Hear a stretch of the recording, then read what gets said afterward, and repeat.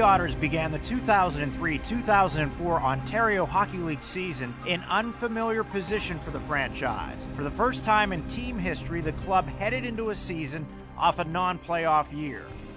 So, it was with equal parts enthusiasm and anticipation that the Otters prepared for the new campaign. Mostly young at heart, but eager to make their impact a memorable one. The new faces of Ryan O'Mara and Sean O'Connor, the Otters' top two picks in the 2003 OHL priority selection, headline a group of 9 rookie regulars who joined a cast of proven veterans, which included the likes of Chris Campoli, Brian Lee, Rob Heisey, and Mike Blunden. The newest version of the Otters would certainly get the opportunity to sink their collective teeth into a new season quickly, with 9 of their first 11 games on the road. Getting off to a 1-4 start, including a 7-4 loss to the Guelph Storm in the Otters' 2003-2004 home opener in front of the second largest regular season crowd in franchise history, wasn't exactly promising, at least on paper. But what couldn't be seen on the stat sheet was the fact the Otters were a team that was willing to sacrifice a little early season success in the name of development, issuing unprecedented minutes to a young supporting cast that featured as many as 9 freshmen in the lineup on any given night. The Otters' commitment to youth began to pay dividends early as a glimpse of the team's future success would come from between the pipes. In just his 5th career OHL start, rookie goaltender Josh Disher posted his first career shutout in a 24-save performance against the Toronto St. Michael's Majors in early October. Disher had outdueled all of his competitors during training camp to assume the position as the Otters' #1 goaltender, despite the fact he was an 18-year-old rookie and a late-round pick in the 2003 priority selection. While Disher was standing tall in the nets, Chris Campoli was sparking the offense at a record-setting pace. After missing the opening game of the season while participating in the Toronto Maple Leafs training camp, the veteran defenseman returned with offensive flair, netting 3 three-point games and 6 multi-point efforts in his first 8 contests as the Otters' new team captain. As with all teams that lean heavily on a core of rookies, the Otters struggled for consistency through the opening 2 months of the season. They did finish the difficult 11-game opening stretch of the campaign with a very respectable 5-6 record, but that was met with a 4-game winless streak, sinking the club 4 games under 500 by the end of October.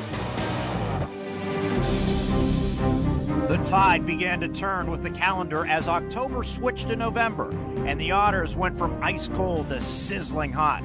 The streak of success began with the London Knights, the Canadian Hockey League's #1 squad, as the Otters rallied for a thrilling 3-2 overtime victory. Rookie Sean O'Connor forced the extra 5 minutes with the tying goal in the final 2 minutes of regulation, followed by Alex Koralchuk's decider in the opening minute of OT.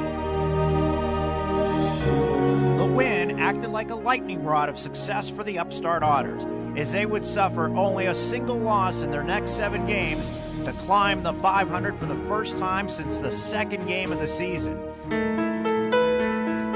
November ended on a down note for the Otters in front of the largest Thanksgiving Day crowd in franchise history, as 5,350 fans at the Tullio Arena witnessed the powerful London Knights roll to a convincing 6-1 win.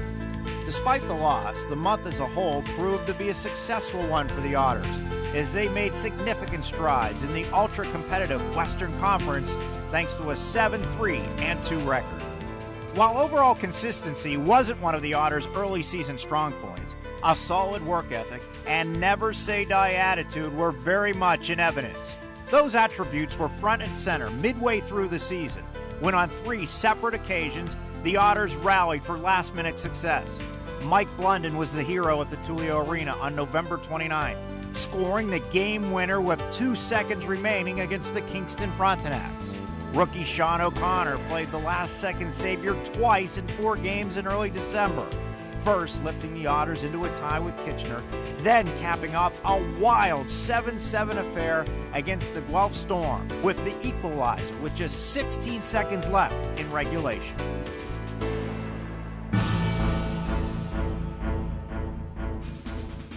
The holiday break arrived for the Otters with a new face in the lineup as veteran forward Josh Patterson was acquired from the Peterborough Petes in exchange for Brad Bonello. Patterson joined the Otters as they hit the halfway point of the season and collected his first point with his new team in his first home game as Erie climbed to .500 with a 5-2 win over the Sudbury Wolves. In addition to the victory over the Wolves, Brian Lee elevated himself into the Otters record book, playing in his 120th consecutive regular season game, eclipsing the franchise Ironman mark established by Sean Dixon. The new year began with a bang for the Otters as they greeted 2004 in dominating fashion. Back-to-back home shutout victories over the Oshawa Generals and Peterborough Petes lifted the Otters over .500 for the first time all season and sparked the roll that saw the team win 7 of 8 to start January. Josh Disher backstopped the run with an overall shutout streak of 140 minutes and 23 seconds, the second longest in franchise history, while Rob Heisey began his climb up the OHL scoring ladder with 6 points, including a franchise record-tying 5 assists in the high-powered win over the Petes. The Otters' continued climb up the Midwest Division and Western Conference standings was fortified by the addition of high-scoring Jeff Platt from the Saginaw Spirit. Platt made an immediate impact with 2 assists in his debut in an important 5-2 win in Owen Sound, and followed the performance with a hat trick the next night as the Otters completed a road sweep of the attack. The newly acquired center didn't stop there, collecting at least 1 point in his first 12 games as a member of the Otters. January success continued for the Otters midway through the month as they rounded out an 8-game home unbeaten streak with key Western Conference wins over Sault Ste. Marie and Windsor. The 5-0 victory over the Greyhounds marked Josh Disher's 3rd straight home shutout and brought the rookie goaltender within striking distance of the Otters' home shutout streak record. A new mark appeared as a foregone conclusion the next night as Disher held the Saginaw Spirit at bay until midway through the 3rd period before Nick Lees brought the streak to a surprising end, just 70 seconds short of the franchise record, 247 minutes and 59 seconds. The evening ended on a happy note, however, as Brian Lee and Derek Merlini scored in the final 2.5 minutes of regulation for a come-from-behind 2-1 victory. The Otters' streak of success led directly into the most bizarre stretch of games in franchise history. 5 overtime losses in 6 games. Oshawa, Sarnia, Plymouth, Guelph, and Mississauga all left the bitter taste of defeat in the collective mouths of the Otters, and a run of bad luck and peculiar bounces that was mostly indescribable and completely unthinkable. But despite the string of misfortune, the Otters really didn't lose any ground in the playoff race, using the single points awarded in an overtime setback to remain in the thick of the battle for a top 4 position in the Western Conference standings. Erie finally unleashed their overtime frustrations on Valentine's Day and took out an equally maddening opponent in the process. The Kitchener Rangers arrived at the Tullio Arena with a 2-year run of dominance over the Otters dating back to the 2001-2002 season. But when the dust settled, Rob Heisey had his second 6-point game of the season as the Otters put an end to a 6-game losing streak and a 14-game winless streak against the Rangers with a convincing 7-2 victory. The game also saw Chris Campoli establish a new Otters record for goals in a season by a defenseman with his 15th of the year. Campoli wasn't finished with his assault on the Otters record book. A week later, in a 7-2 win over the Toronto St. Michael's Majors, the veteran defenseman collected 2 assists to set a new mark for assists in a season by a defenseman, while at the same time becoming the Otters' all-time career leader in assists and points by a defenseman. Meanwhile, a sizzling second half, which included the 3rd longest point-scoring streak in franchise history, moved Rob Heisey within reach of becoming the first player in Otters history to collect 100 points in a season. Heisey's 15-game streak was the fuel for a run in which the veteran center collected 53 points in the final 30 games of the regular season, ending only 3 points shy of the franchise record and 4 short of the century mark. Brian Lee and Josh Disher wrapped up an impressive list of individual record breakers in 2003-2004. After eclipsing the Otters' Ironman record in December, Lee moved past Shane Nash and into first place on the Otters' all-time games played list with 252. Disher proved supremely durable during his rookie season, establishing new franchise records for games played and minutes played while equaling the OHL rookie record with 5 shutouts. And once again, the Erie sports community stood front and center. For the 4th straight season, the franchise set a new regular season attendance record, with 145,429 fans going through the Tullio Arena door to cheer on the Otters for postseason success. Individual accomplishments during the 2003-2004 Ontario Hockey League season weren't limited to statistical success. Chris Campoli represented the Otters as a member of Team OHL in November in a 2-game series against Russia in the Canada-Russia Challenge Series held in London and Sarnia. The Otters defenseman made his presence felt, scoring a goal in the opener of a 2-game set, a dominating 7-1 OHL victory. A trio of Otters struck gold in January at the World Under-17 Hockey Challenge. Ryan O'Mara, Jay Snyderman, and assistant coach Peter Sidorkiewicz helped Team Ontario to championship success in the elite international event held in Newfoundland. And the OHL All-Star Classic featured a pair of Otters as Chris Campoli and Rob Heisey each scored a goal and an assist to help lift the Western Conference to a dominating 7-1 victory over the Eastern Conference.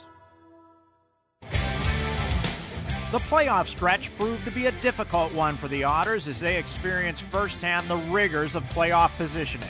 After flirting with the possibility of gaining home ice advantage in the opening round of the postseason, the Otters eventually settled into the 7th seed and a first-round date with the Western Division champion and second-seeded Sarnia Sting.